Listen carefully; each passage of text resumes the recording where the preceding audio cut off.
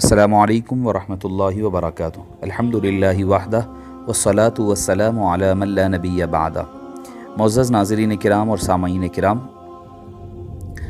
سورج گرہن ہو یا چاند گرہن ہو، یہ سب اللہ کی قدرت کی نشانیاں ہیں۔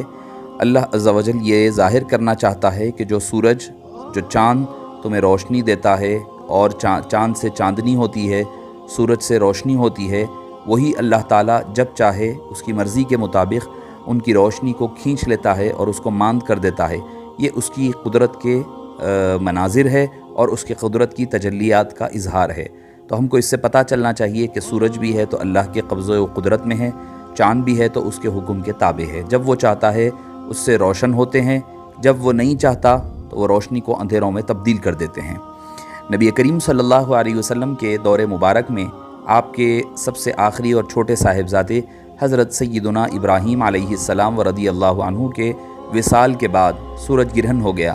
اس زمانے میں لوگوں کا یہ ایک توہم تھا، ایک خیال تھا کہ سورج گرہن جو ہے کسی آدمی کے، بڑے آدمی کے انتقال ہونے کی یا ان کی پیدائش یا ان کے وفات کی وجہ سے ہوتا ہے۔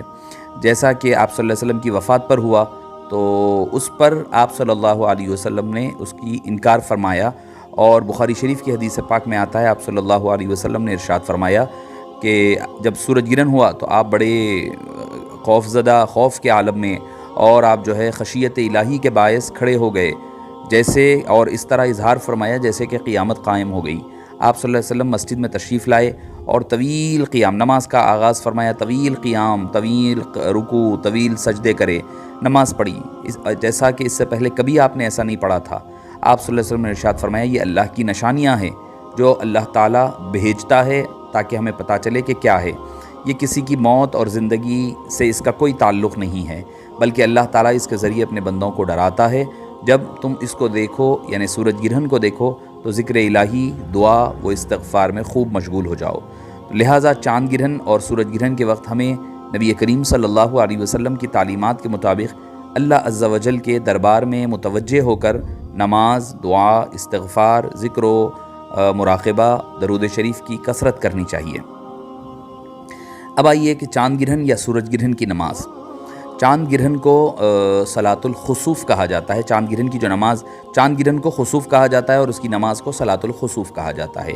سورج گرہن کو کسوف کہا جاتا ہے اور اس کو صلاۃ الکسوف کہا جاتا ہے۔ چاند گرہن کے وقت جو ہے 2 رکعت نماز دیگر نوافل نمازوں کی طرح علیحدہ علیحدہ، یعنی انڈیویجول پڑھی جائے، اس میں جماعت نہیں ہوتی، اور اس کا طریقہ بھی عام نمازوں کی طرح ہے، کسی بھی قسم کا کوئی فرق نہیں ہے، سوائے اس کے کہ جب نیت کی جائے تو صلاۃ الخسوف کہا جائے۔ اب آئیے سورج گرہن کی طرف، چونکہ اس کی نماز کو صلاۃ الکسوف کہا جاتا ہے۔ اس کی نماز کا طریقہ بھی عام نماز، نفل نماز کی طرح ہے۔ اگر سارے لوگ مسجد میں جمع ہو جائیں اور امام موجود ہو تو کسوف یعنی سورج گرہن کی نماز ادا کرے، اور اس کے لیے نہ نماز ہے، اذان ہے، نہ اس کے لیے کوئی اقامت ہے۔ اگر لوگوں کو جماعت کے ساتھ نماز پڑھنے کے لیے اعلان کر دیا جائے تو یہ بھی کر دیا جا سکتا ہے۔ اس کے علاوہ نماز میں آپ صلی اللہ علیہ وسلم سے سورہ بقرہ یا اس جیسی طویل صورتیں پڑھنا بھی منقول ہے، یعنی آپ صلی اللہ علیہ وسلم نے بڑی طویل صورتیں پڑھی، طویل رکوع کیا اور طویل سجدہ فرمایا، یہ سنت ہے۔ اور اس نماز میں قرات کی جائے گی، نماز کے بعد امام دعا میں مصروف ہو جائے اور سب مقتدی اس پر آمین کہے، یہاں تک کہ سورج گرہن ختم نہ ہو جائے۔ اور اس کے علاوہ اگر کسی ایسی حالت میں جبکہ سورج غروب ہو جائے یا کسی نماز کا وقت آ جائے تو دعا کو ختم کر کے وقتی جو فرض نماز ہے وہ ادا کی جائے۔ اس کے علاوہ مکروہ اوقات میں بھی سورج گرہن ہو جائے تو یہ نماز نہیں پڑھی جائے گی، بلکہ صرف دعا کر لی جائے گی۔ یا یہ ہو سکتا ہے کہ پہلے سورج گرہن کی نماز پڑھی جائے، اس کے بعد پھر آپ چاہے تو عصر کی یا پھر فجر کی تو چونکہ ڈیلے نہیں کر سکتے ہیں، عصر کی نماز میں آپ کے پاس ٹائم ہوتا ہے تو ایسی صورتحال میں اس کو آپ عصر کی نماز کو ڈیلے کر سکتے ہیں۔ کر کے آپ یہ کریں کہ پہلے سورج گرہن کی نماز پڑھ لیں، اس کے بعد پھر عصر کی نماز وغیرہ ادا کریں۔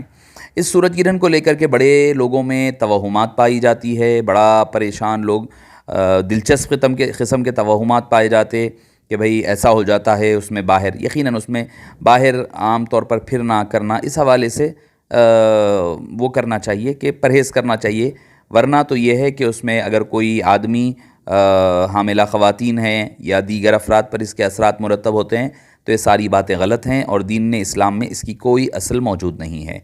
ایمان والوں کو اس قسم کے توہمات پر یقین نہیں رکھنا چاہیے، اپنے آپ کا اعمال کا احتساب کریں، یعنی سیلف ایویلیویشن کریں اور آخرت کی فکر کرتے رہنی چاہیے، اور صلاۃ الکسوف کی اہتمام کرنا چاہیے۔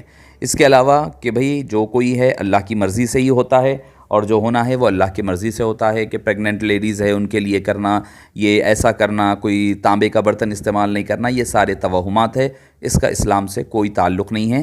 حبیب پاک صلی اللہ علیہ وسلم اسی کے خاتمے کے لیے تشریف لائے تھے، اگر ہم پھر اسی کی طرف پلٹ جاتے ہیں تو پھر یہ ہوگا کہ ہم حبیب پاک صلی اللہ علیہ وسلم کے مقصد بعثت کو ہم بھول جائیں گے اور اس کو فراموش کر دیں گے۔ اللہ پاک ہمیں اور آپ کو اس کے عذاب سے اور ہمیں اسلامی تعلیمات پر عمل پیرا ہونے کی توفیق نصیب فرمائیں۔ السلام علیکم ورحمۃ اللہ وبرکاتہ۔